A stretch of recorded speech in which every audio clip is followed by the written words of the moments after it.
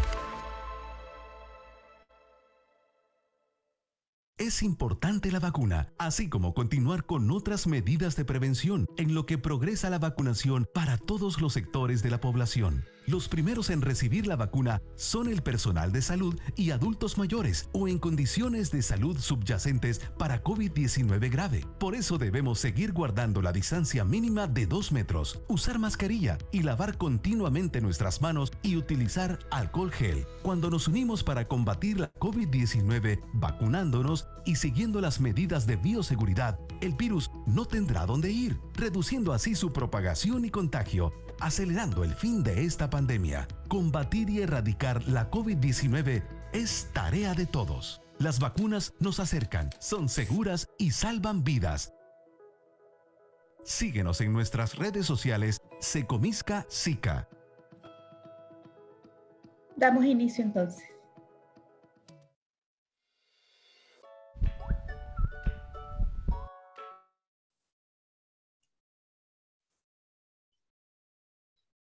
Gracias. Sean bienvenidos al webinar del día de ahora, donde abordaremos los temas de cambio climático y adaptación de los sistemas de agua potable y saneamiento. Para esto tenemos 3 ponentes invitados. El señor Hugo Hidalgo, del Centro de Investigaciones Geofísicas de la Universidad de Costa Rica. El señor Vladimir Najarro, del Colegio Federado de Ingenieros y Arquitectos de Costa Rica. Y Adriana Palma, del Instituto de Ingeniería de la Universidad Nacional Autónoma de México. Antes de darle la palabra a nuestros ponentes, le daré la palabra a la arquitecta Esther Reyes, en representación de la presidencia pro tempore del FOCAR APS a cargo del INAPA de República Dominicana.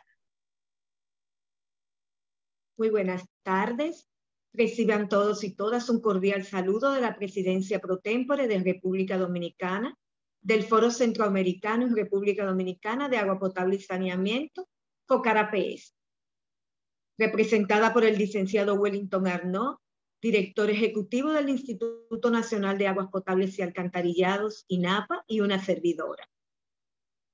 Tanto los objetivos de desarrollo sostenible de la Agenda 2030, el cambio climático del Acuerdo de París y la reducción del riesgo a desastre del Marco de Sendai tienen en común el agua como motor conector.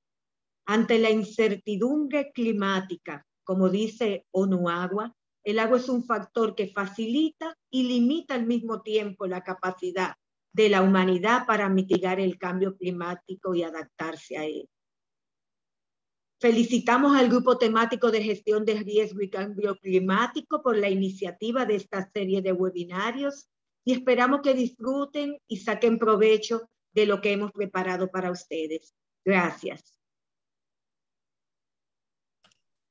Muchas gracias. En este momento vamos a dar inicio a las ponencias. Solo les recordamos a nuestros participantes que pueden hacer sus preguntas en la sección que dice preguntas y respuestas. También tenemos un chat abierto con el cual pueden interactuar. Los invitamos a ir poniendo ahí ya sus preguntas, sus comentarios, los cuales serán contestados al final de las presentaciones de todos los ponentes. Para iniciar entonces, yo le daré la palabra al señor Hugo Hidalgo de la Universidad de Costa Rica. Adelante. Muchas gracias. Buenas tardes a todos y muchísimas gracias por la invitación. Permítame un momento para empezar a proyectar.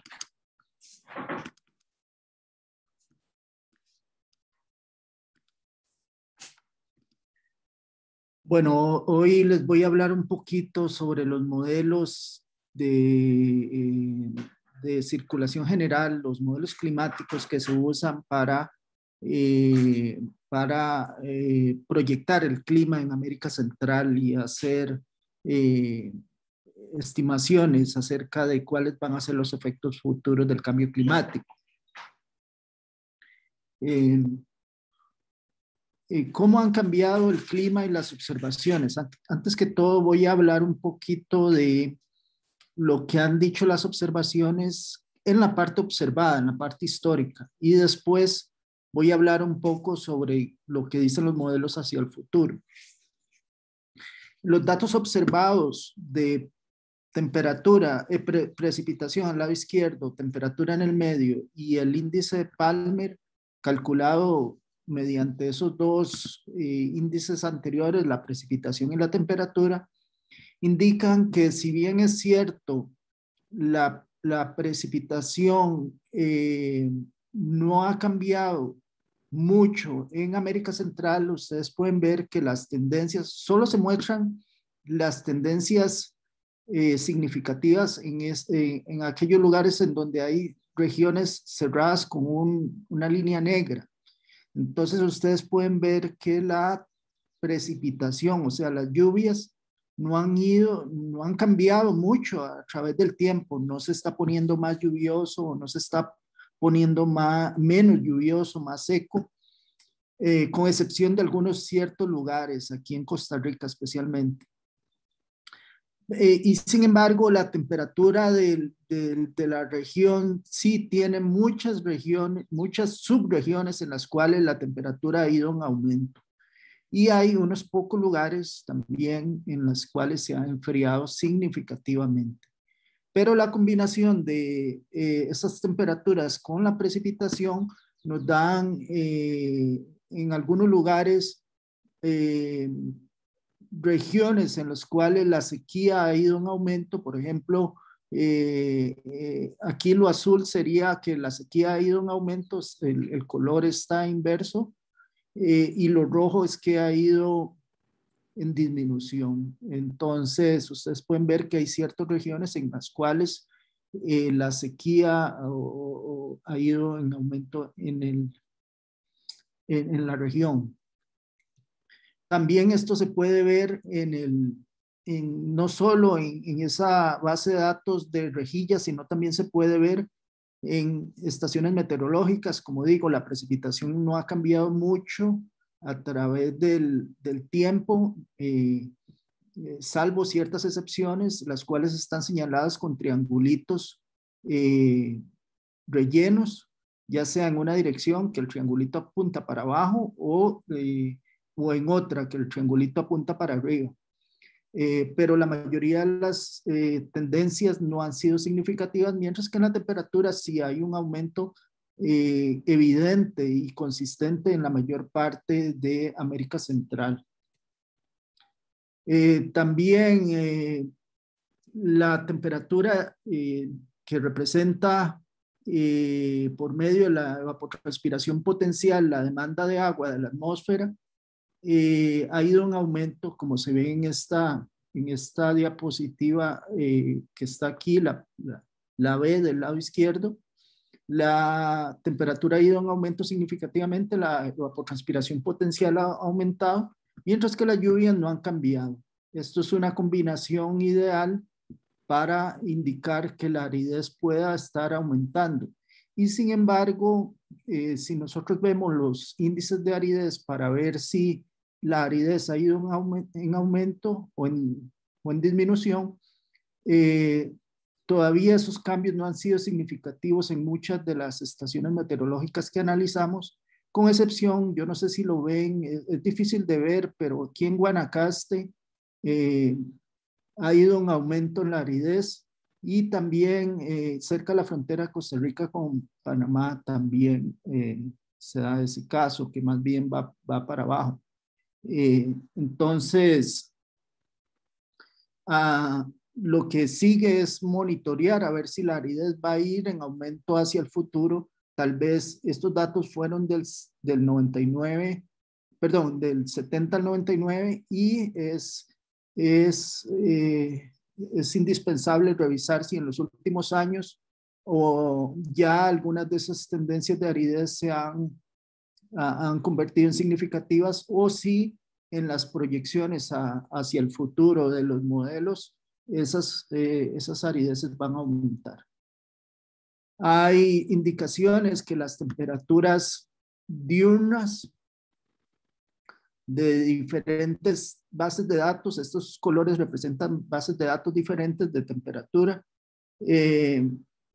son el número de días en los cuales hay eventos de temperatura mayores a 30 grados, o sea, días calientes, y el número en aumento ha ido en aumento según estas dos bases de datos, pero otras bases de datos no son consistentes y más bien dicen que las temperaturas diurnas han ido en disminución. Esto es en Liberia, Guanacaste, en Costa Rica. También lo que sí es evidente es que los días de noches cálidas, en que la temperatura mínima ha aumentado a mayor o igual que 25, han ido en aumento consistentemente en la mayoría de estas bases de datos. Para indexar algunos de los eventos extremos que han históricamente cambiado, usamos unos índices de eventos de sequía.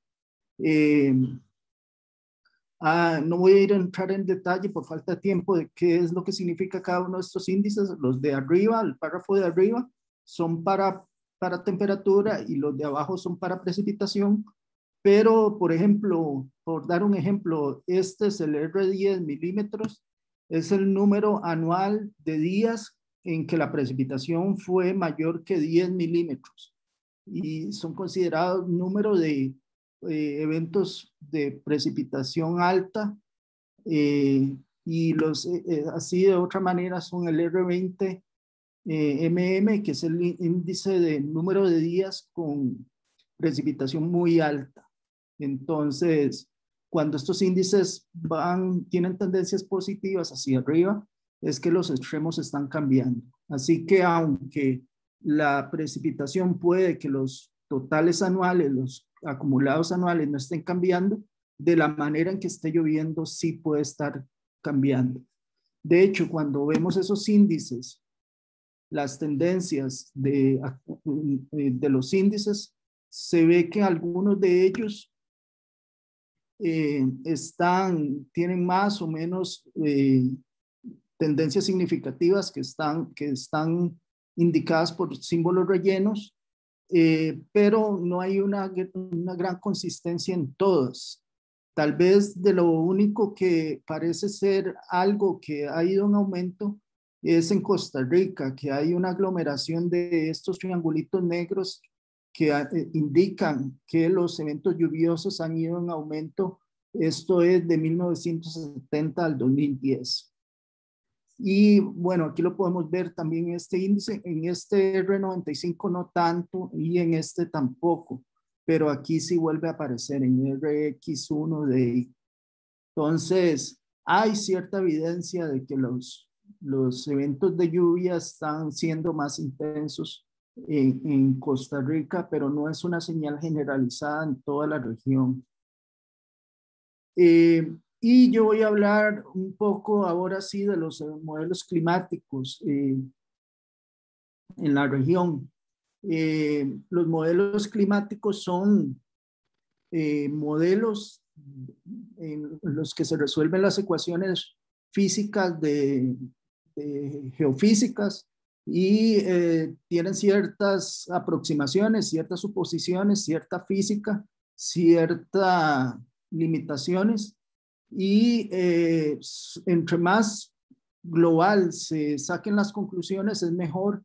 Entonces, cuando nosotros comenzamos a hablar de escalas regionales a locales, es que ocurre que los modelos puede ser que no sean tan buenos en una región que en otra. Esta es la comparación de los datos observados. El GPSP son datos de satélite, y a partir del C a la I son cómo ven estos modelos la precipitación de julio en milímetros por mes.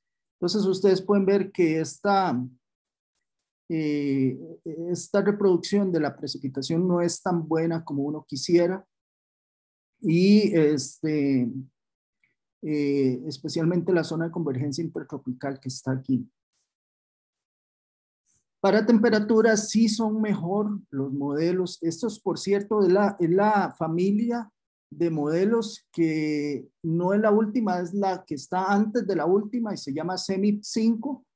Ayer salió el informe del Panel Intergubernamental de Cambio Climático, el AR6, y eso tiene una nueva familia de modelos que son el CEMIP 6. Entonces, estos son el CEMIP 5 y ahorita les voy a enseñar cómo resultan los CEMIP 6. Pero aquí si comparamos que sería, digamos, lo que tiene que ser o lo observado, digámoslo entre comillas, estos modelos que comparan con ese reanálisis muestran bastante similitud. Por ejemplo, vean en México cómo logra reproducir ese mínimo que hay ahí en la temperatura promedio de julio. Estos son los modelos CEMIP 6 ya. Este es un nuevo artículo que publicamos en este año. También lo que está aquí abajo son los nombres de los modelos que se evaluaron, y el gráfico de arriba es para precipitación y el gráfico de abajo es para temperatura, y lo que muestra es el sesgo, o sea, qué tan diferente es el promedio en un modelo con respecto a las observaciones. Entonces, ustedes pueden ver que entre más cercano a cero el sesgo, entre más pequeñito el sesgo, las barritas van a ser más pequeñitas y son mejores modelos para la región. Mientras que entre más alta sea esas barritas, entre más grandes, ya sea en una dirección o en la otra, porque el sesgo puede ser positivo o negativo, el modelo es menos confiable. Entonces, se eligieron los mejores modelos y se hicieron las proyecciones, o sea, qué nos indican los modelos hacia el futuro. Ya ahorita les muestro el CEMIP 6 que les acabo de mencionar, pero nosotros hemos venido haciendo estudios con los modelos más viejos hasta los modelos más nuevos, y este fue un artículo del 2013 en el cual identificamos, yo no sé si ven que en las partes observadas hay una reducción en Tegucigalpa y en San José de la escorrentía superficial en los valores observados. Bueno, los datos meteorológicos son observados, pero se corrió un modelo hidrológico para obtener la escorrentía. También hicimos con el CEMIP 5, el anterior era el AR3, este es CEMIP 5, que también se sacaron las proyecciones sobre qué es lo que indican hacia el futuro a mitad de siglo. En el 2029, 2049, en relación al 79-99, se indica que la parte norte de América Central va a estar más seco que lo que está actualmente, mientras que en Panamá va a estar más húmedo. Estos son diferentes escenarios de concentraciones. Este es un escenario más moderado y este es más pesimista, pero tiene la misma indicación: el norte seco y el sur más húmedo, y Costa Rica queda en algo intermedio. Las temperaturas sí son más consistentes alrededor del istmo, en donde los aumentos en la temperatura, dependiendo del escenario, son de hasta alrededor de 2.5 grados centígrados. Y también, como les mencioné, hacia adelante, un punto en Tegucigalpa que tiene la reducción en la precipitación y un aumento en la temperatura, va a tener un índice de aridez cada vez más pequeño, lo cual indica aumentos en la aridez de la región en Tegucigalpa. Entre más pequeño es este índice, más aumenta la aridez. Esto es para Panamá, en donde hay un leve aumento en la lluvia, pero los aumentos en la temperatura son suficientes para aún así hacer que la aridez aumente a través del tiempo. Esto es 1979 al 2099. Y esto es para Liberia, en Costa Rica, un punto intermedio en el cual las temperaturas causan estragos, porque no importa que las lluvias cambien un poco, pero si la temperatura cambia mucho, la demanda de agua de la atmósfera hace que la aridez aumente. Estos son climatologías también el azul es lo histórico y los cajitas son el futuro. Y entonces ustedes pueden ver que la barrita más oscura en la cajita indica la mediana de las simulaciones y indica que en Tegucigalpa la precipitación va a estar más baja en julio-agosto, que es precisamente el periodo del veranillo, y va a haber disminuciones en las correntías significativas. En Panamá hay un aumento en las lluvias, como se mencionó, pero hay aumentos en la evapotranspiración potencial y al final estos son los resultados de la escorrentía. Y en Liberia también tenemos una situación en que en el segundo pico de la estación lluviosa la escorrentía va a disminuir en esa región. Estos son los modelos CEMIP 6 para América Central. Estos son épocas hacia el futuro, la 2021 al 2040, 2041 al 2060, horizonte 2080-2099, y estos son escenarios de concentraciones. Entre más grande el número, es escenarios más pesimistas. Este es un escenario muy optimista, este es moderado y este es pesimista. Entonces vean que pueden haber aumentos hasta de 6 grados centígrados en el norte de América Central, de Norteamérica, pero América Central tiende a tener incrementos bajo ese escenario pesimista desde el orden de 4 a 5 grados. Lo mismo, pero para la lluvia, y donde podemos ver que la región de América Central en general se puede ver que va a disminuir la cantidad de precipitación hacia el futuro. Es más fácil verlo de esta manera. Esta región, la que estamos nosotros, va a ir en aumento las temperaturas con el escenario más pesimista, moderado y el más optimista. Y para la precipitación sí va a haber una reducción importante para el escenario pesimista del orden de 20% hacia finales de siglo con respecto al periodo 1995-2014. Entonces, esos son los resultados del CEMIP 6.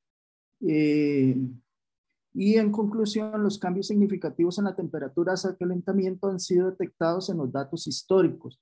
Es muy probable que la región ha estado experimentando los efectos del calentamiento global asociados con el cambio climático antrópico. Aunque la lluvia no ha cambiado significativamente, el calentamiento puede resultar en suelos más secos, reducciones en escorrentía y aumento en la frecuencia de sequías, por lo cual es probable que la aridez aumente en el futuro en nuestra región. Muchas gracias. Muchas gracias, don Hugo.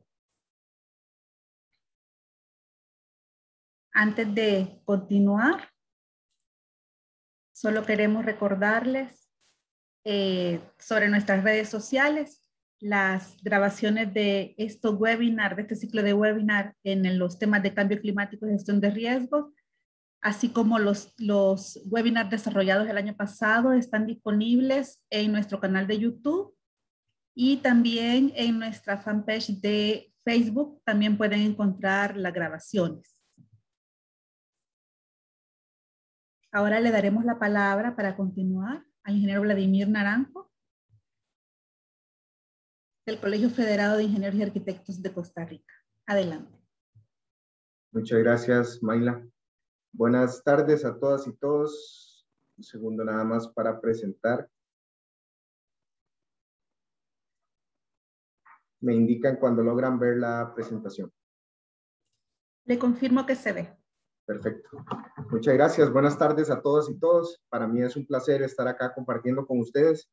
Les voy a presentar hoy un poco sobre la experiencia que hemos tenido alrededor del análisis de riesgo climático de infraestructura, utilizando una metodología canadiense y un caso específico aplicado a infraestructura de agua y saneamiento, como fue el caso del acuífero de Nimboyores. Un poco sobre el contenido. Vamos a hablar inicialmente sobre en qué consiste, qué es y cómo funciona el protocolo 5BC. Vamos a hablar también sobre cómo se hace un análisis de riesgo climático con esta metodología. Hablaremos un poquito sobre el estudio de casos, específicamente de Nimbo Lloris, cómo usar ese análisis de riesgo para priorizar lo que son las medidas de adaptación y tomar decisiones informadas, y inclusive hacer un uso pues, precisamente de servicios climáticos como los que presentaba Hugo, y finalmente pues una reflexión final alrededor del tema.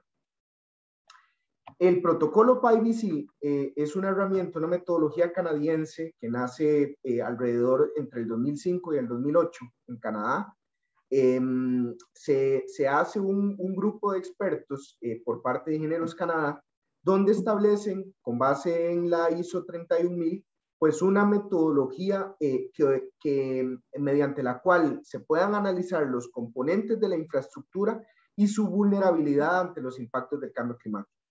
Entonces, en este caso, la metodología trabaja cada uno de los componentes de las infraestructuras que se analizan, toma escenarios de cambio climático, toma escenarios de clima actual y toma escenarios a futuro, y se establece una probabilidad, un puntaje de probabilidad de ocurrencia de esos eventos hidrometeorológicos extremos que podrían eventualmente impactar en esa infraestructura. A partir de ello, con la vulnerabilidad del sistema y la probabilidad de ocurrencia de esos eventos, se establece un puntaje de riesgo a través de una escala que ofrece la metodología, y con ello pues se construye un mapa de calor. ¿Cómo es que funciona? Bueno, nosotros tenemos los eventos climáticos extremos o los parámetros climáticos que interactúan en las columnas de una matriz y los componentes de la infraestructura en las filas de esa matriz. Nos hacemos la consulta de si hay una interacción o no entre ambos elementos. Si no la hay, pues simple y sencillamente me muevo a la siguiente columna, es decir, hacia el siguiente parámetro climático. Si por el contrario sí la hay, pues entonces establecemos lo que la metodología concibe como consideraciones de desempeño, que en realidad lo que implica es cómo es que eventualmente podría ser impactada o afectada esa infraestructura. La metodología tiene cerca de 10 consideraciones de desempeño, dentro de las cuales las más típicas o las más usuales están la estructural, la funcional, que habla, digamos, o trata específicamente sobre el tema del mantenimiento del servicio, y la operacional, que hace una referencia específica a la parte de operación y mantenimiento de la infraestructura. Se establece, como mencionaba antes, un puntaje de riesgo en el cual se multiplica la probabilidad de ocurrencia de esos eventos climáticos extremos contra la severidad del impacto, si el riesgo se materializa, y obtenemos así el puntaje de riesgo. ¿Para qué nos sirve ese puntaje? Bueno, con esto determinamos cuáles son los impactos sobre el servicio o la comunidad, y con ello podemos establecer las recomendaciones sobre las medidas de adaptación. Básicamente, bueno, inclusive por un tema de tiempo no entro en detalle de cómo, por decirlo así, de la metodología en sí, pero de manera muy rápida les voy a mostrar de qué forma es que se hace ese análisis de riesgo, inclusive haciendo un abordaje, si se quiere, gráfico. Inicialmente hay que tener en cuenta que, para poder sacar el mayor provecho del análisis y la evaluación de los riesgos y por ende la adaptación, de cuáles son esos principales componentes que interactúan en un análisis de este tipo. Tenemos en primer lugar lo que llamamos la amenaza, es decir, que en este caso lo vemos como el parámetro climático que eventualmente haría vulnerable esa infraestructura. Después hablamos también de la exposición a la amenaza, es decir, cuáles de esos componentes o elementos de la infraestructura están ante un riesgo inminente. Hacemos o llamamos también la sensibilidad del sistema a la amenaza con el puntaje de vulnerabilidad que establecemos a través de la escala. Definimos cuáles son los impactos potenciales al cambio climático en caso de que el riesgo se materialice, y finalmente pues generamos las medidas de adaptación. Entonces, de una manera muy gráfica, la metodología lo que toma es, por decirlo así, un escaneo del área en el cual se va a evaluar la metodología, o se va a utilizar la metodología. Entonces, si nosotros hacemos en este caso, por ejemplo, referencia a un puente y estamos en el pueblo que se muestra en la figura, pues podemos hacer un escaneo de los diversos elementos que hay, centrándonos también en ese puente. Cuando nosotros tenemos una condición normal del puente, vamos a decir que las condiciones de carga de la infraestructura como tal van a ser normales siempre y cuando no haya un exceso de la capacidad del elemento de infraestructura como tal.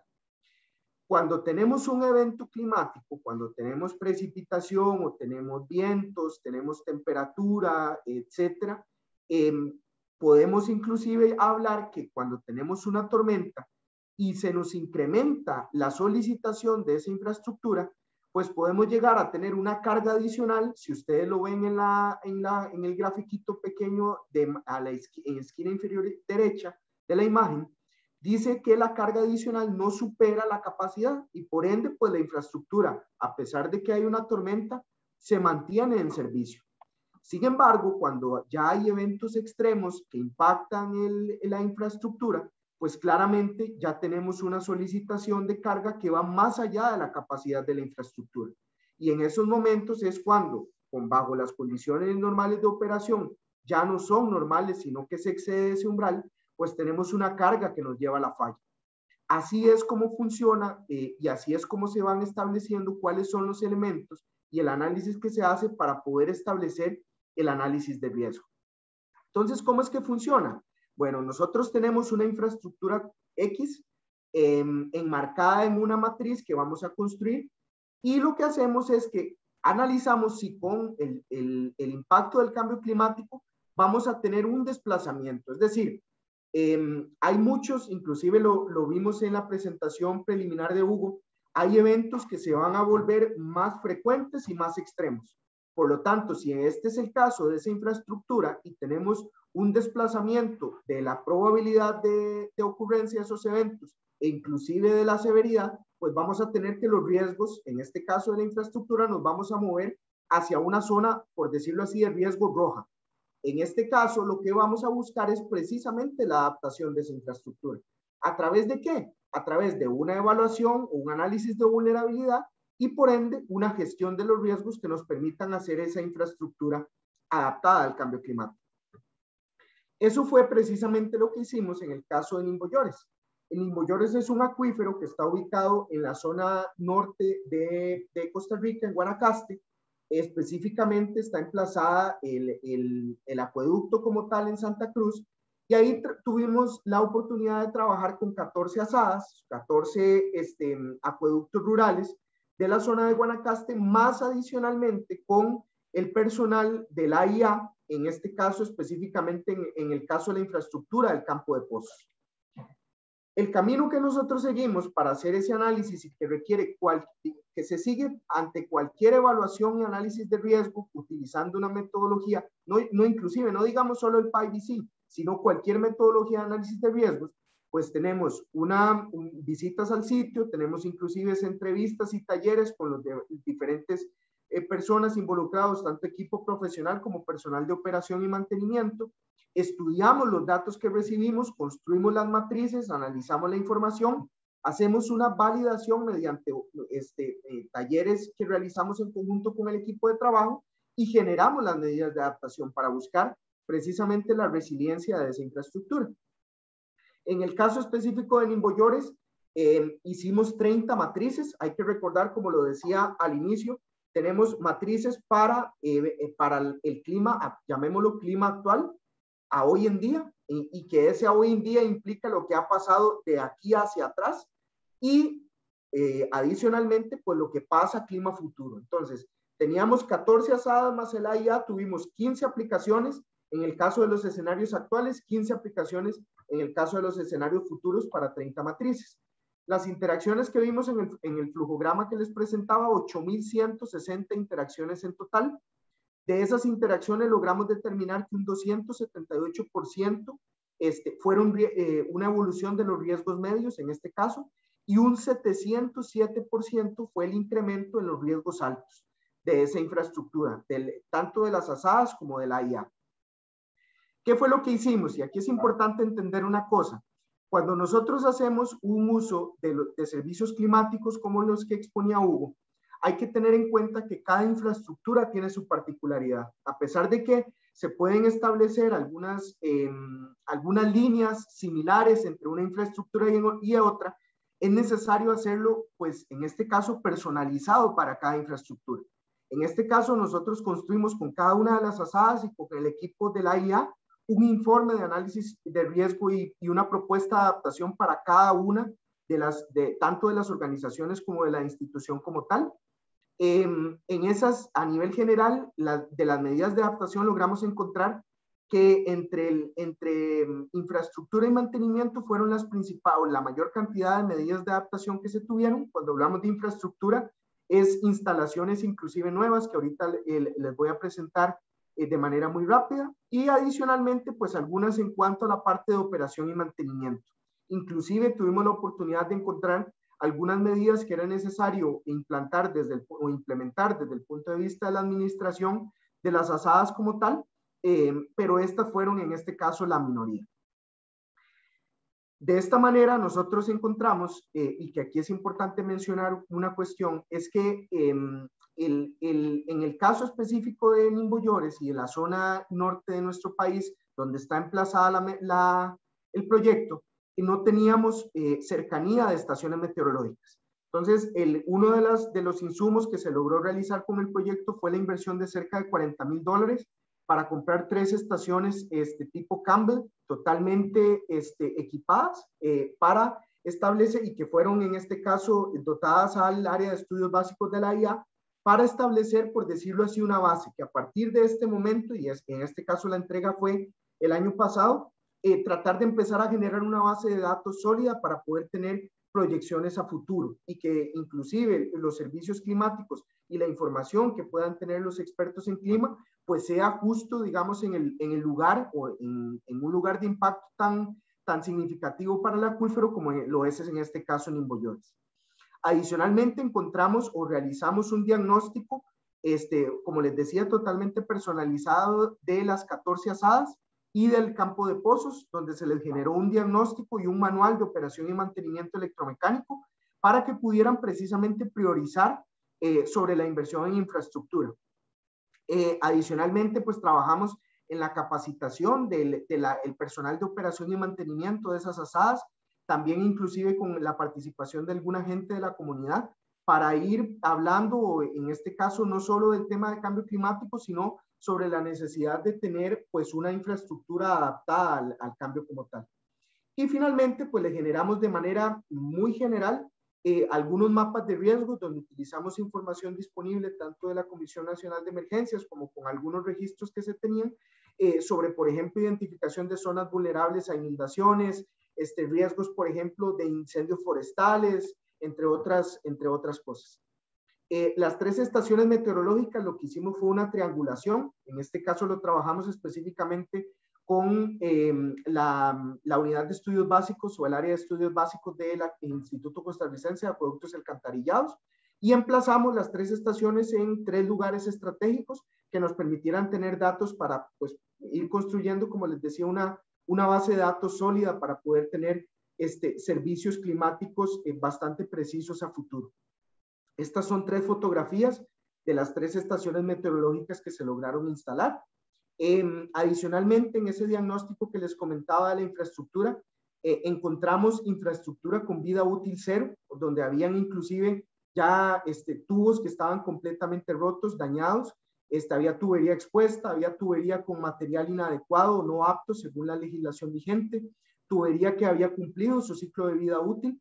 Encontramos también infraestructura con uso inadecuado. Por ejemplo, encontramos el caso de diámetros de tubería que no eran los adecuados para el caudal, bombas que estaban, al igual que las tuberías, mal utilizadas, donde teníamos inclusive un sobreforzamiento de los equipos de bombeo como tal. Encontramos también infraestructuras sin ningún tipo de mantenimiento, y que esto hacía en algunos casos que pues de manera muy lamentable se perdieran infraestructura con un tiempo o una vida útil muy corta, simplemente por una ausencia completa de mantenimiento. Y finalmente, infraestructura inexistente. ¿Cómo, dirán ustedes, cómo infraestructura inexistente? Bueno, el caso, por ejemplo, de algunas de los puntos vitales de las asadas que no cuentan con macromedición. Entonces se lograron detectar, inclusive se logró a través del proyecto dotar algunas de estas asadas con macromedidores ultrasónicos que le permitan contabilizar el agua y pues llevar no solo un conteo adecuado del recurso hídrico, sino adicionalmente pues mejorar la gestión como tal.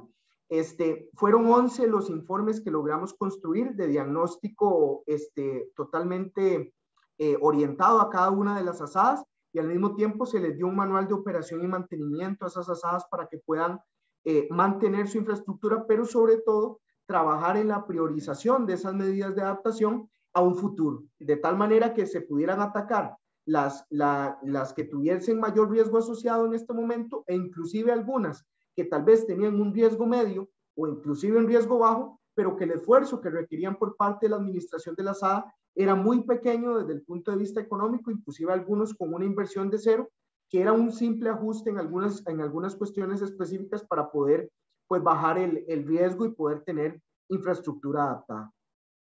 Estos son algunas de las fotografías de los talleres de capacitación que se realizaron. Tuvimos también al inicio del proyecto la participación de expertos en Canadá, que nos han preparado a lo largo de todos estos años para la implementación y el trabajo sobre tipo de metodologías. Y adicionalmente tuvimos, por ejemplo, o construimos junto con las asadas lo que llamamos un roller up. Y en este caso, el roller up, este es el caso específico de Santa Rosa, construimos un banner donde tuvieran información de cuáles eran los antecedentes, los objetivos en este caso del proyecto como tal, cuáles fueron los elementos de clima e infraestructura que se consideraron, las probabilidades desde un punto de vista cualitativo, porque a veces el hecho de manejar, por ejemplo, un tema de saber qué me significa a mí el porcentaje o la probabilidad de ocurrencia numérica de un evento climático, pues a veces el protocolo permite de esta forma traducirlo a un lenguaje, hablemoslo coloquial o mejor, o comprensible para la mayoría de la comunidad, donde hablamos entonces de algo frecuente, de algo poco probable, algo remotamente probable, y lo traducimos de esa forma para que la comunidad a nivel general pues pudiese entender cuál es la incidencia de esos parámetros climáticos en la infraestructura. Asimismo, cada una de esas asadas tuvo la oportunidad de tener, como ustedes ven ahí, las matrices de riesgo tanto para el clima actual como clima futuro, algunas consecuencias y adicionalmente pues algunas de las medidas de adaptación, de tal manera que lo pudieran compartir y tenerlo en sus oficinas para que la comunidad estuviese informada.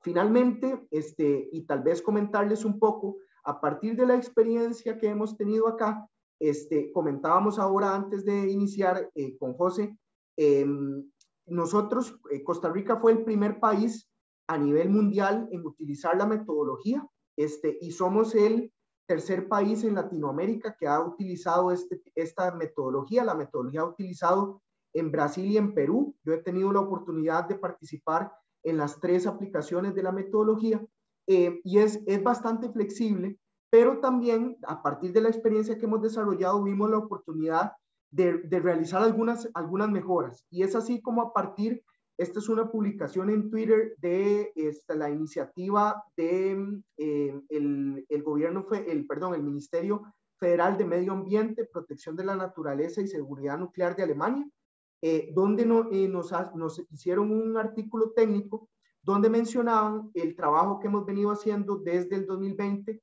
en una tropicalización de la herramienta, hablemos no solamente para Costa Rica, y por eso mencionábamos que era una experiencia nacional con proyección internacional, sino que más bien potenciar la herramienta para un uso a nivel regional, de tal manera que pues con la experiencia que hemos tenido podamos tener infraestructura adaptada a nivel no solo centroamericano, sino más allá de esas fronteras. Quisiera terminar con una reflexión final donde vamos a ver el cambio climático, y lo mencionaba ahora Hugo en su presentación. Tenemos ya la publicación de una parte de la AR6 y vendrá un año de una serie de publicaciones científicas alrededor, donde por primera vez, mencionaban ayer en la presentación, ya hay evidencia completa de la incidencia y la existencia del tema del cambio climático.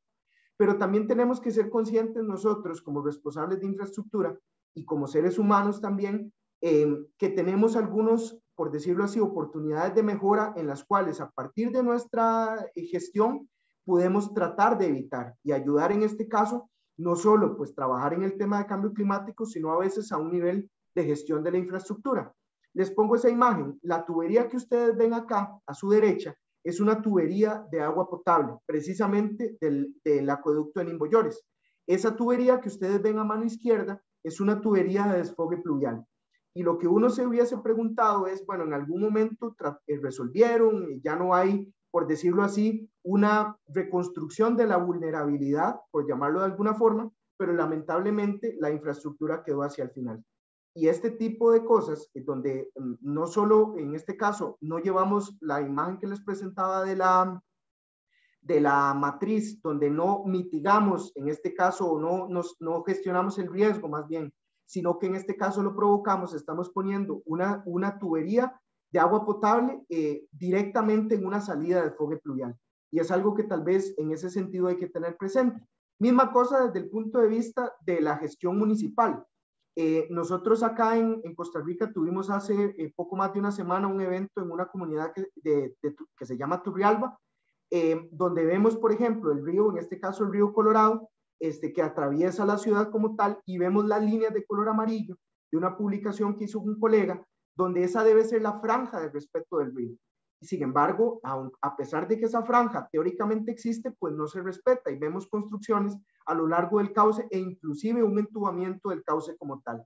La naturaleza, y por eso la imagen que les ponía al inicio digamos, del dibujo, en realidad no entiende que nosotros estamos construyendo ahí, sino que ella pasa por donde tenga que pasar. Entonces, en este caso, no solo tenemos que ser conscientes de que trabajando en la adaptación al cambio climático, tenemos que también tener una conciencia hacia el tema de gestión de desastres como tal y ver cómo nosotros, como de una forma profesional, pues podemos trabajar para que este tipo de cosas se eviten, inclusive desde la planificación y concepción de los proyectos como tal. De mi parte, eso sería. Les agradezco mucho el espacio y les dejo por ahí mi contacto en dado caso de que alguien tenga interés de detallar o entrar en detalle alguna otra cuestión. Muchas gracias. Muchas gracias, Vladimir. Bueno, le vamos a dar entonces la palabra a nuestro tercer ponente, Adriana Palma, del Instituto de Ingeniería de la Universidad Nacional Autónoma de México. Adelante, Adriana. Muy buenas tardes a todos. Muchas gracias por la invitación.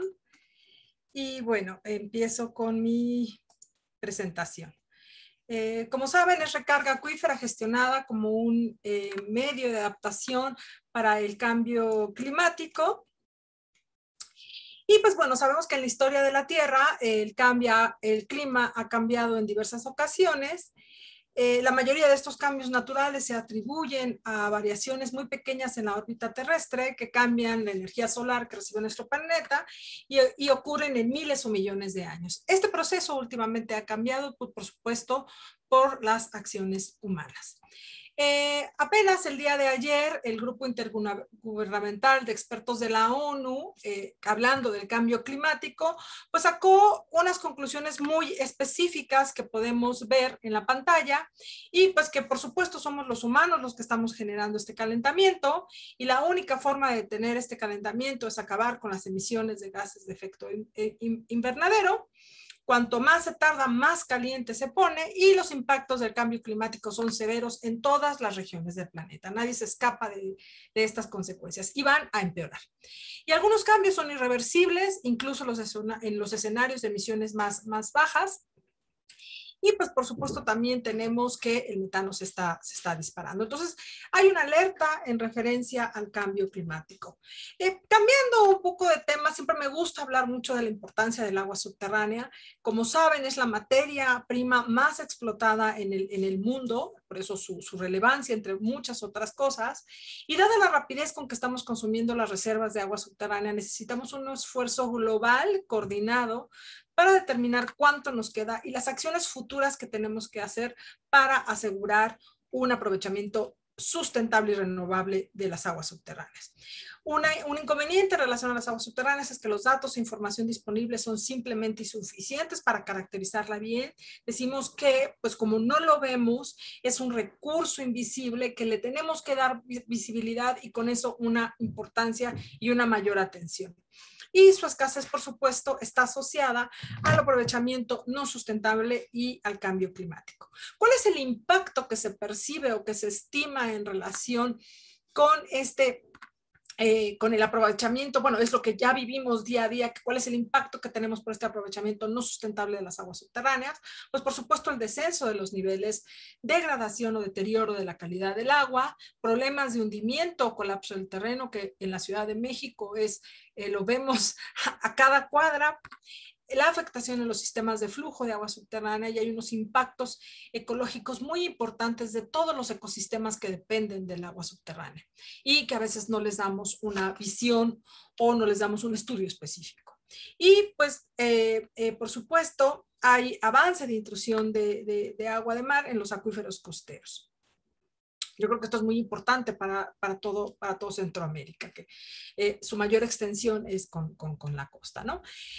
Entonces, hablando del impacto del cambio climático en las aguas subterráneas, pues por supuesto el aumento de las temperaturas van a traer, ¿verdad?, una variación y una mayor concentración de las precipitaciones que van a influir tanto en el volumen de los recursos hídricos subterráneos como en su calidad. Es decir, tenemos eventos más intensos y por lo tanto vamos a tener efectos, como lo sabemos, en los patrones de la recarga natural a los acuíferos. Y se prevé también que la demanda del agua subterránea aumente debido a que va a haber menor disponibilidad del agua superficial.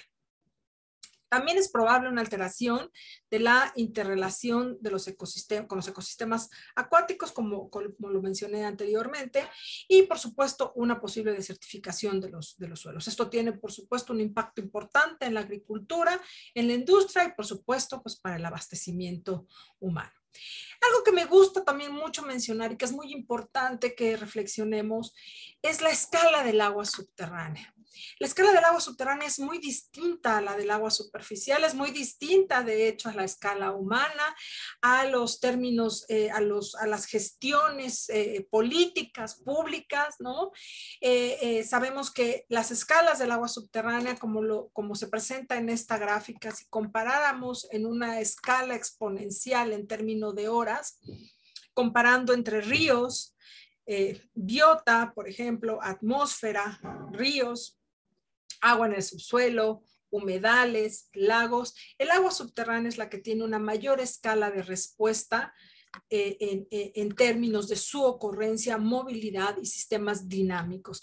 Entonces el agua, podemos hablar en términos de años, en muy pocos casos de semanas o de días que podamos apreciar el movimiento del agua subterránea. En la mayoría de los casos hablamos hasta de décadas, de siglos, y es una escala que debemos de entender porque abarca un horizonte muy largo en el tiempo y un horizonte multigeneracional que comúnmente no tenemos en la gestión o en la planeación.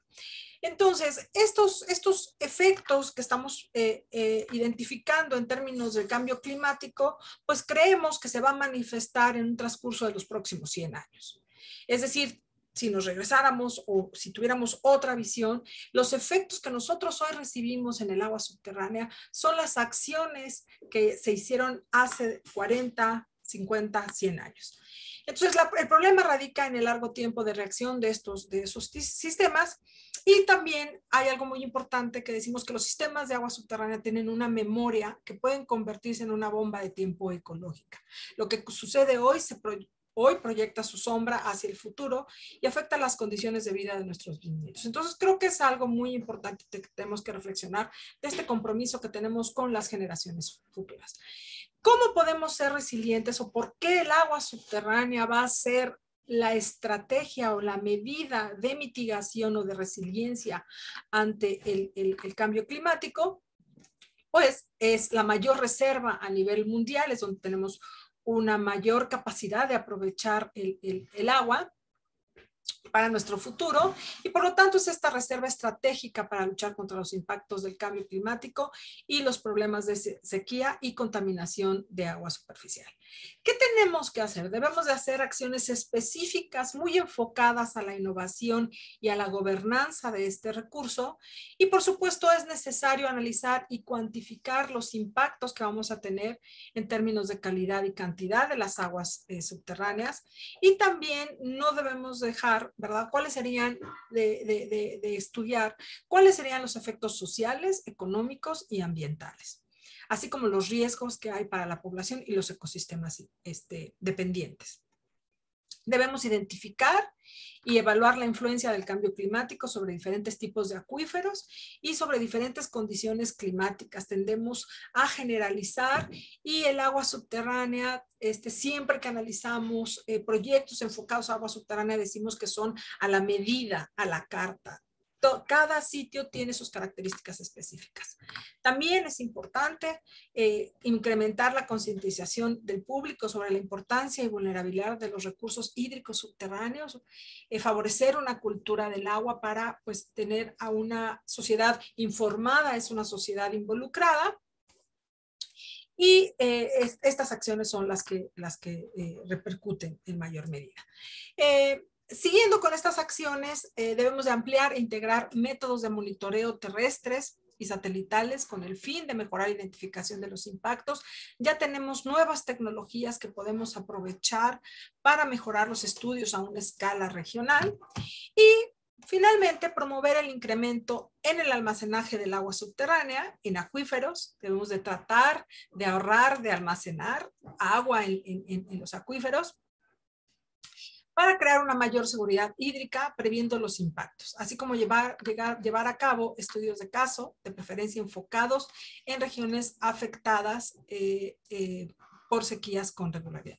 Aquí, en esta acción que involucra innovación, básicamente, y gobernanza, es donde entra la recarga gestionada de acuíferos como una medida de resiliencia y de mitigación del cambio climático. Le llamamos MAR por sus siglas en inglés, que es Managed Aquifer Recharge, y es muy común que en la literatura lo encuentren como MAR. ¿Qué es la recarga? Esta recarga gestionada de acuíferos es una tecnología para favorecer la infiltración del agua al acuífero con distintos objetivos, ¿no? Como les comento, aquí es muy importante, tenemos que ahorrar, y la recarga gestionada de los acuíferos, entre muchos otros objetivos que vamos a ver más adelante, nos permite hacer un ahorro, un almacenamiento de esta agua para su uso posteriormente. Siendo ya muy técnicos, la recarga gestionada de acuíferos se ha definido en los últimos años como una herramienta de gestión hídrica económica. Es económico hacer los proyectos de recarga en algunos casos, y de gran efectividad con respecto a las grandes obras hidráulicas que comúnmente hacemos en superficie, resultando una actividad de primer orden en varios países del mundo, como puede ser Holanda, Estados Unidos, Australia. Una visión más práctica de la técnica es la expuesta por Bauer, que nos dice que la recarga artificial, anteriormente le llamamos recarga artificial, hemos acordado en el mundo de los hidrogeólogos de decir recarga gestionada, como esta herramienta que consiste en disponer agua en balsas, surcos, zanjas o cualquier otro tipo de dispositivos, desde donde se infiltra y alcanza el acuífero. ¿Cuál es el objetivo principal y las aplicaciones de esta recarga gestionada? Pues el objetivo principal de la recarga artificial es aumentar los recursos hídricos subterráneos disponibles y mejorar de la calidad del agua, entre otros. Otros objetivos por los cuales también se desarrollan proyectos de recarga gestionada es reducción de intrusión marina, evitar procesos de hundimiento del terreno. Aquí en la Ciudad de México tenemos un caso exitoso de recarga para evitar o para controlar los hundimientos diferenciales, almacenar el agua en el subsuelo y también mejorar la calidad del agua que infiltras mediante técnicas de tratamiento de suelos. El mismo suelo hace un geoproceso y nos ayuda a depurar o pulir la calidad del agua que estás infiltrando. Y el uso del acuífero como un sistema de conducción también. Las aplicaciones, pues, es reducir o eliminar el descenso del nivel del agua subterránea, apoyar a ciertos esquemas de uso conjunto, mantener hídricamente reservas ecológicas o medioambientales, diluir algunos contenidos enfocados a mejorar la calidad del acuífero receptor y también reducir costos de transporte, almacenamiento o bombeo. En términos de teoría y de especificaciones, si quieren ustedes investigar, hay todo un documento. El IGRAC, que es el Centro de Diagnóstico de las Aguas Subterráneas, que tiene como objetivo favorecer el intercambio de información en relación a este valioso recurso. En el portal pueden ustedes identificar un inventario que se tiene a nivel internacional y pueden también consultar diferentes metodologías y diferentes proyectos. El doctor José Bonilla, por supuesto, puede dar una excelente plática, él es experto en esta parte del inventario. Y bueno, aquí les dejo la liga para que lo visiten. El IGRAC así ha definido dos técnicas básicas y metodología en la cual nosotros nos basamos para identificar todos estos proyectos. Y déjenme hacer una pausa para pasarles algunos videos donde ustedes puedan ver todas estas técnicas de recarga gestionada que están clasificadas en dos grandes rubros, que una es técnicas para la infiltración y otras son técnicas para interceptar y así favorecer la recarga del acuífero. Voy a dejar de compartir y voy a pasarme a un video. Pónganse su cinturón, va a ser un vuelo de pájaro. Y espero que puedan ver el video. Y empecemos, por supuesto, en el IGRAC. Ustedes pueden ver y pueden visitar todos los proyectos que se están haciendo para infiltrar. Aquí les presento un mecanismo que se llama ASR, que es Aquifer Storage and Recovery en la Florida, que son pozos para inyectar y recuperar el agua.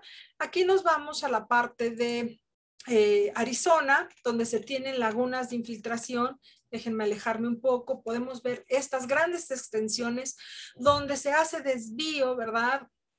De agua superficial para favorecer la infiltración del agua. Déjenme decirles que varias ciudades de Arizona tienen ya una reserva para unos 100 años para abastecer a su población. Aquí nos vamos a la parte de Utah, donde también se tienen sobre cuerpos de agua, sobre arenas, para favorecer la infiltración. Déjenme mostrarles una foto de este proyecto. Espero que la vean, ¿no? Donde se han diseñado lagunas de infiltración para, pues, tratar de almacenar el agua. Todos estos sitios los pueden ver y pueden ver sus características en la página del IGRAC. Y vámonos ahora a otra parte, vámonos a la India, donde también aquí podemos ver que se desarrolló una presa para favorecer la recarga de la retención de agua superficial. Aquí tenemos otro tipo de recarga, también por medio de presas. Y eso fue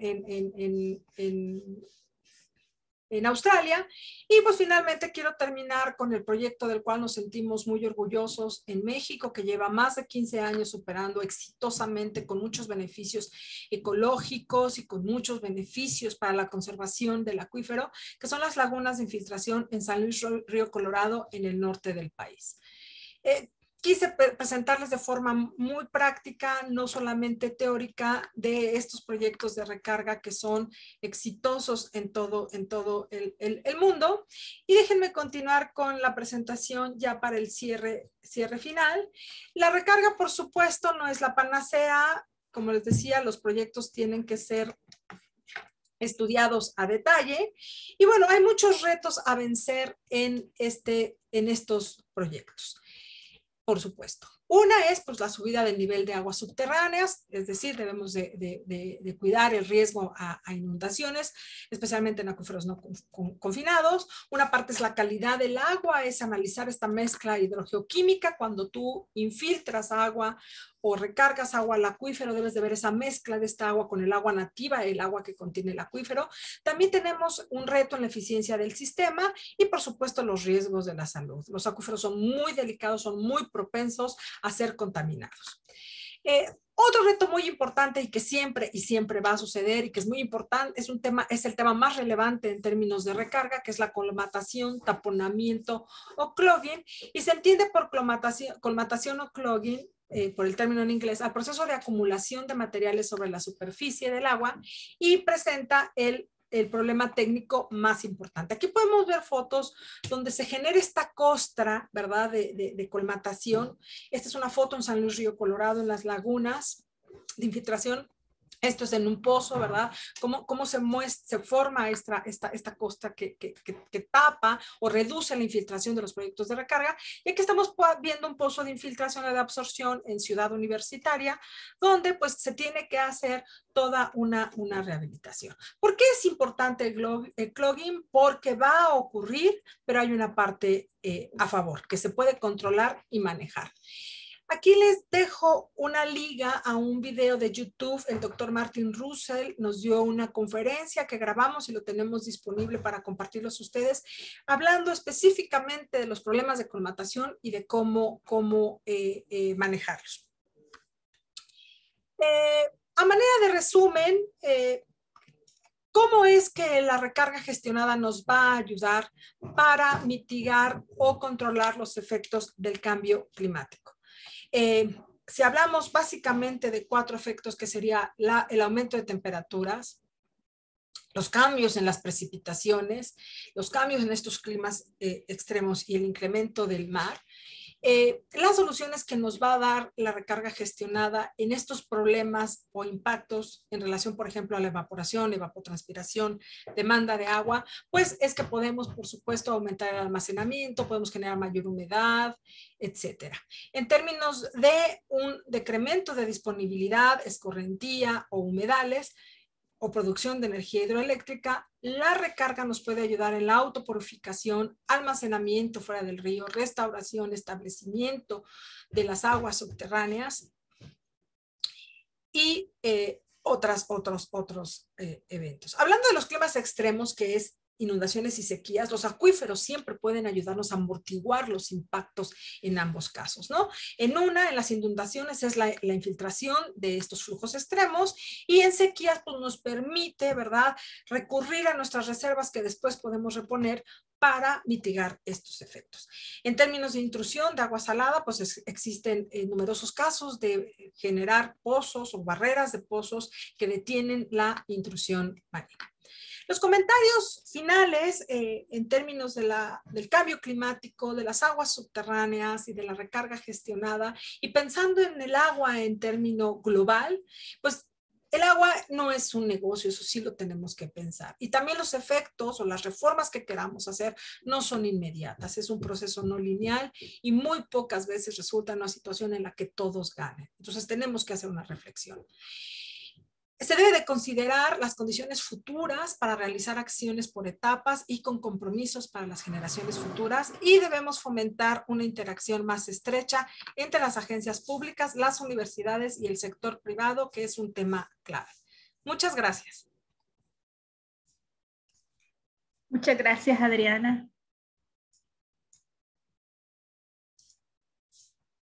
Muchas gracias, Adriana. Antes de continuar a nuestra sección de preguntas y respuestas, vamos a tener un tercer webinar el próximo martes 17 de agosto. Este será por la mañana en estos horarios, y también vamos a hablar de modelos de adaptación de los sistemas de agua potable y saneamiento. Y vamos a tener intervenciones de Centroamérica y República Dominicana, para que ustedes puedan conectarse el próximo martes también. Para continuar entonces con la actividad, vamos a pasar a las preguntas y respuestas, y en este caso como varias de las preguntas ya están siendo contestadas, más bien vamos a hacer un conversatorio que va a ser moderado por José Pablo Bonilla, nuestro coordinador del GTR de Gestión de Riesgos de Desastres y Adaptación al Cambio Climático. José Pablo, le dejo la palabra. Muchas gracias, Malia. Y bueno, muchas gracias a los tres ponentes. Creo que la calidad de los ponentes está además, se vio. Yo quisiera invitarlos a una última reflexión. Nosotros quisimos construir concatenar, ¿verdad? Los modelos, protocolos para adaptación y unas medidas de adaptación. O sea, que se vea todo ese encadenamiento de que es lo que tenemos, bueno, el problema lo presentó Hugo, y el cómo lo presentaron pues muy bien Vladimir y Adriana. Tengo un par de consultas que puedo sacar tal vez del chat, que tal vez la primera sería para Vladimir. Vladimir, preguntan si esas evaluaciones son siempre, ¿verdad? Si nosotros aplicamos el protocolo, tal vez una aclaración, ¿verdad? Para Costa Rica, que no fue un protocolo piloto, ¿no? Ni mayores, y lo que se está trabajando. Vamos a ver, ahí son varias cosas y muchas gracias por la pregunta. Vamos a ver, el protocolo se prueba por primera vez fuera de Costa Rica, fuera de Canadá en el 2012, acá en Costa Rica. Tuvimos una aplicación precisamente para un sistema de agua y saneamiento en la zona de Limón. Posteriormente se utiliza para Nimboyores a partir del 2016. Y ya inclusive en esta segunda aplicación en Costa Rica tuvimos una serie de modificaciones que nosotros hicimos precisamente en la aplicación del protocolo como tal. Entonces, aquí tal vez lo que es importante aclarar es que, y tal vez para aclarar a la persona que hizo la consulta, nosotros no es que típicamente estamos utilizando la metodología para analizar los riesgos al cambio climático en la infraestructura. Con Nimboyores hicimos, por decirlo así, como bien lo decía José, pues una aplicación formal que de cierta forma se convirtió en un piloto y que de hecho le abre la puerta a un proyecto que tuvimos o que tenemos aún también con el Ministerio Federal de Medio Ambiente alemán, donde se hace una aplicación para un puente también. Entonces, esas aplicaciones y las que tuvimos también la oportunidad de participar, por ejemplo, en Brasil, con unas líneas de transmisión, un puerto también en la ciudad de Itajaí, y en Perú con una mina de cobre y plata, son experiencias que nos han permitido tratar de aterrizar las ideas que teníamos en algún momento para hacer alguna tropicalización o algunos ajustes y poder trasladarlos a la metodología aquí a nivel nacional. Como lo decía en la presentación, es una tropicalización o una experiencia nacional con una intención internacional. Y eso es porque, y como todos los que estamos acá, pues tal vez compartiremos criterio, hay una necesidad muy fuerte, no solo en Centroamérica y el Caribe como tal, sino a nivel de América Latina, de tratar de preparar nuestras infraestructuras al cambio climático. Y ahí se encadenan varias cosas. Parte de lo que presentaba Adriana, inclusive lo que mencionaba en su presentación Hugo, es cómo utilizar o cómo traducir esos servicios climáticos a el análisis de riesgo de una infraestructura y poder traducirlo. Entonces, nosotros actualmente esa tropicalización en la cual estamos trabajando, estamos esperando tenerla ya para más o menos febrero, marzo del 2022 completamente lista. Hay inclusive una clara intención por una consulta que ponían también en el chat, hay una intención de tratar de trabajar en unos cursos, en la implementación de unos cursos de capacitación y certificación, porque, y José es testigo de ello, la metodología sí requiere de cierta expertise para poder ser aplicada. Y la intención también a nivel nacional es de la mano con un decreto que recién salió en septiembre del 2020, tratar de obligar a las instituciones a nivel nacional a utilizar, no vamos a decir la metodología que nosotros desarrollemos como tal, pero sí incorporar el tema de análisis de riesgo climático de la infraestructura y tratar de potenciar los servicios climáticos como los que presentaba Hugo al inicio para tomar esas decisiones informadas y tratar de adaptar la infraestructura.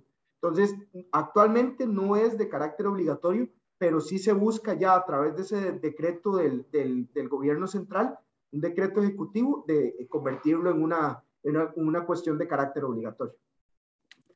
Muchas gracias, Vladimir. Todo eso en el contexto de Costa Rica, tal vez, ¿verdad? Para todo el público, que tenemos público de varios países. Un comentario que hicieron también en el chat, que me gustaría que los tres pudieran comentar un poco, es, hablan de que las estaciones pues se están abandonando. Hay una tendencia a abandonar o a dejar de operar estaciones meteorológicas, y en lo que los tres comentaron, los datos son fundamentales. Yo no sé si, comenzando por Hugo, don Hugo, Victoria, ¿quiere hacer referencia usted al tema, ¿no? de la importancia de la información y quién debería gestionarla a cambio? Sí, de hecho, bueno, el informe que salió ayer del IPCC muestra algunas, bueno, es un informe bien grande y no lo he podido leer, pero en el resumen para los tomadores de decisión viene un gráfico muy interesante, y es el gráfico, lo que significa es que qué confianza, digamos, nosotros tenemos de decir que, por ejemplo, las lluvias intensas que han ido en aumento en algunos lugares de la región son atribuibles al cambio climático. Y en el gráfico, bueno, vienen todas las regiones del IPCC, y la región nuestra de América Central está caracterizada como una región en que hacen falta datos para poder decir algo con certeza. O sea, hay lugares en que, sí hay datos y no están cambiando los extremos, pero hay lugares en que pueden haber cambios, pero no sabemos, debido a la falta de datos, si eso tiene la huella humana en su naturaleza. Entonces, yo creo que la falta de datos es fundamentalmente un problema que es doblemente serio en estos momentos, porque es precisamente cuando vamos a empezar a encontrar algunos de los efectos ya más notorios del cambio climático. Y desafortunadamente el costo de este mantenimiento y la adquisición de estas estaciones meteorológicas es bastante grande. Entonces, desde el 2000 ha venido en detrimento todas las reducciones en la cantidad de estaciones de calidad que están registrando datos climáticos en el país, al menos aquí en Costa Rica. Pero yo he visto en las bases de datos del CIGEFI que ese caso también es muy particular para toda América Central, como que después del 2000 ha habido un retroceso. Yo entiendo que en el 70 o algo así, hubo un año hidrológico, un año meteorológico, y entonces la Organización Meteorológica Mundial dio muchos fondos para establecer estaciones meteorológicas, pero en este momento es una cuestión económica. Adriana, y después Vladimir, tal vez para... Sí, yo creo que mi postura es que sí debemos de destinar a nivel mundial muchos esfuerzos y recursos. A veces no es mucho recurso, a veces es capacidad técnica y seguimiento, creo yo, hablo quizás en términos de la experiencia en México, es seguimiento a la información y compartir la información. Creo que un hueco importante también que tenemos que gestionar es que la información a nivel mundial debe de ser abierta y que todo el mundo tenga acceso a la información. Entonces, yo creo que esas son las grandes acciones que tenemos que hacer, ¿no?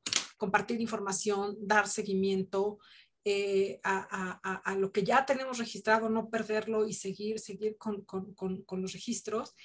Y pues enfocarnos en tratar de medir y compartir. Gracias, Adriana. Vladimir. Sí, yo creo que tanto Adriana como Hugo dieron en el punto. Lo que mencionaba, por ejemplo, Hugo, del hecho de no tener información disponible en algunas regiones, lo vemos inclusive acá en Costa Rica, ahora por supuesto a nivel centroamericano y del Caribe y a nivel mundial en general. Si nosotros queremos tomar decisiones informadas, necesitamos datos, necesitamos producir esos datos. Y no solo producir los datos, sino saber cómo abordarlos para producir servicios climáticos que sean de calidad.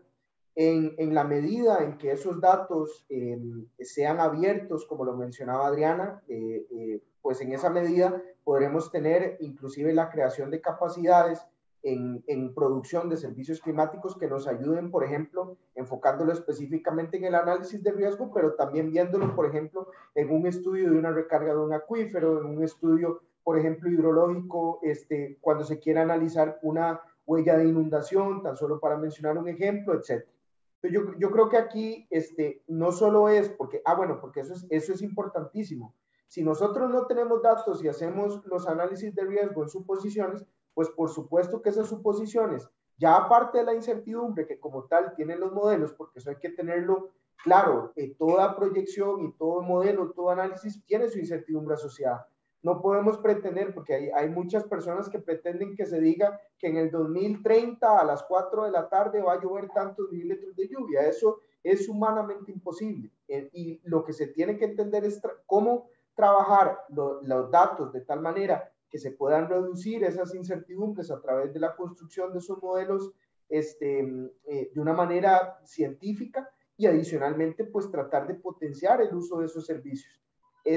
Si no tenemos esos datos como tal y tenemos solamente pues supuestos, va a ser muy difícil poder hacer recomendaciones o inclusive medidas de adaptación que sean igual de certeras. Entonces yo considero que tanto la apertura de los datos como el hecho de la producción en sí, eso sí, de un dato de calidad, es lo que al fin y al cabo nos va a traer el hecho de poder trabajar en esa producción de información y de estudios que requerimos como región, porque no lo veamos solo, tal vez hoy compartimos experiencias específicas del caso de Costa Rica, del caso a nivel regional, inclusive el caso de México, pero veámoslo a nivel mundial. Hay mucha necesidad en muchos de los países donde a veces se tiene que tener acceso, por ejemplo, a un estudio y tal vez entonces lo que tenés a mano es la información, por ejemplo, de portales de información como los del Banco Mundial. Entonces, cuando tenés modelos regionales o tenés modelos que no son locales, pues en esa medida vas a tener claramente una incertidumbre asociada muy grande y no necesariamente pues con la precisión que la persona que está a cargo del estudio lo ocupa.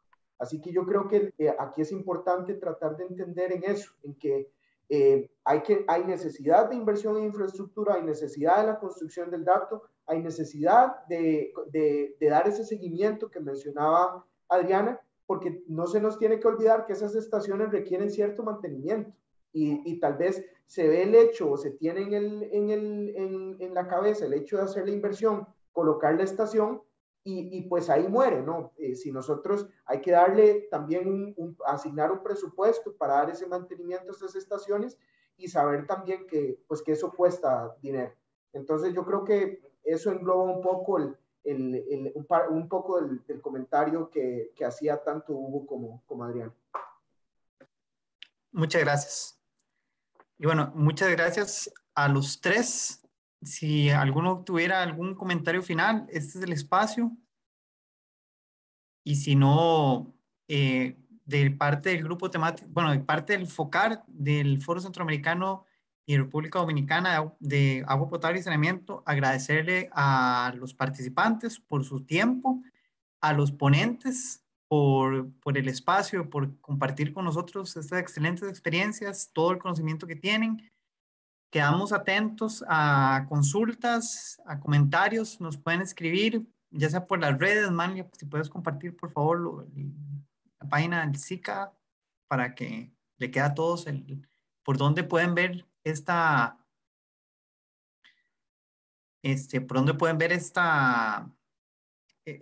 grabación. Esto va a quedar grabado, cualquier persona puede consultar en cualquier momento. Y ahí no están nuestros contactos, pero me comprometo a facilitarlos para la próxima, para que nos escriban, siéntanse en libertad. El grupo temático regional y el FOCAR trabajamos para ustedes, para los operadores, para todas las personas que están involucradas en el tema de agua potable y saneamiento. Y espero que haya sido de utilidad para ustedes. Muchas gracias.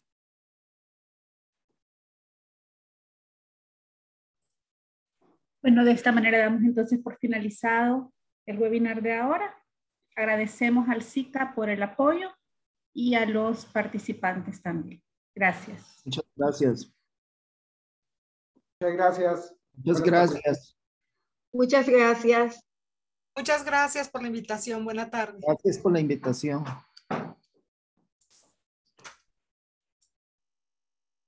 Debemos seguir guardando la distancia mínima de 2 metros, usar mascarilla y lavar continuamente nuestras manos y utilizar alcohol gel. Cuando nos unimos para combatir la COVID-19, vacunándonos y siguiendo las medidas de bioseguridad, el virus no tendrá dónde ir, reduciendo así su propagación y contagio, acelerando el fin de esta pandemia. Combatir y erradicar la COVID-19 es tarea de todos. Las vacunas nos acercan, son seguras y salvan vidas. Síguenos en nuestras redes sociales, Secomisca SICA.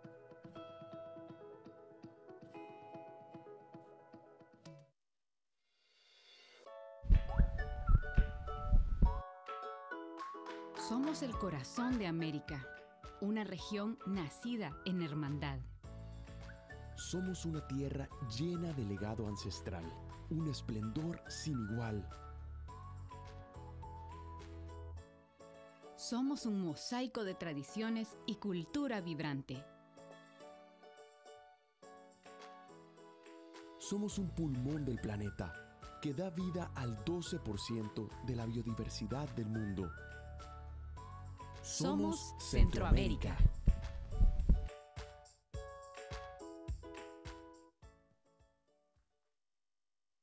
Muchas gracias por el apoyo, Edwin. Nos vemos. Saludos a todos.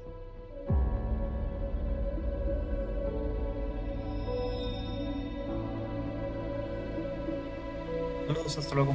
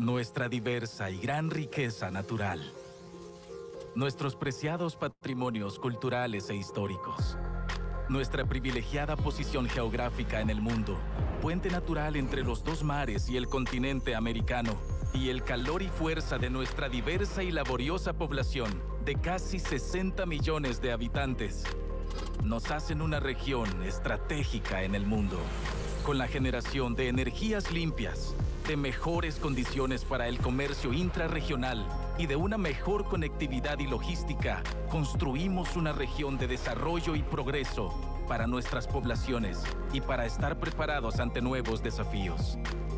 La región que hoy tenemos es gracias a los diferentes momentos de nuestra historia, en los que hemos buscado un acercamiento más estrecho como región, dándonos cuenta de la necesidad de continuar fortaleciendo la integración como instrumento para el desarrollo de nuestras naciones. ¿Qué te parece si marcamos juntos un nuevo punto en la historia de nuestra región? SICA, 8 países construyendo una región de oportunidades.